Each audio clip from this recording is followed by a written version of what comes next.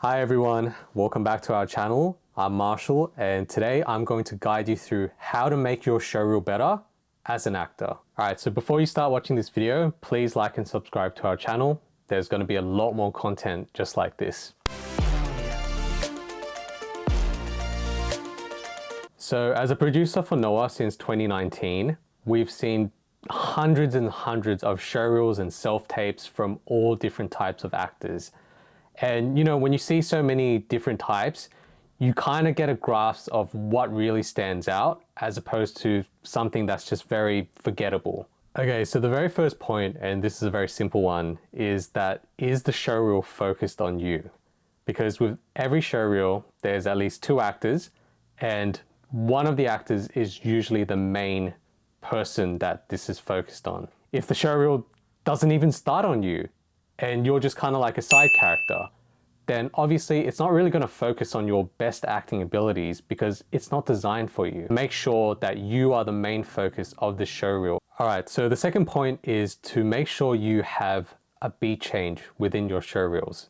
And why these beats are important is because it shows your range as an actor instead of just having one tone throughout the clip. Maybe you're having an argument scene with the scene partner, and instead of just being an argument, maybe halfway through, someone makes a point and now you're feeling a bit remorseful about the argument. You see how that makes it more interesting than just having one tone throughout the whole thing? So yeah, whatever showreel it may be, whether it's comedy or drama, make sure you have a beat change or a tone change. So a very important point is making sure that this showreel represents who you are, because there's so many people out there and they choose the same scenes, the really famous Hollywood scenes.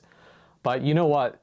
As a director or a casting person or a producer watching that, they would be like, I've seen this so many times, I don't really know what this actor's about.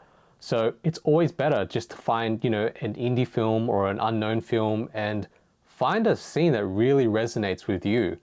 And I'd say, yeah, that's the most important part, where you're showcasing not just your skills as an actor, but who you are as a person. So the next point is just knowing how important the order of your clips are.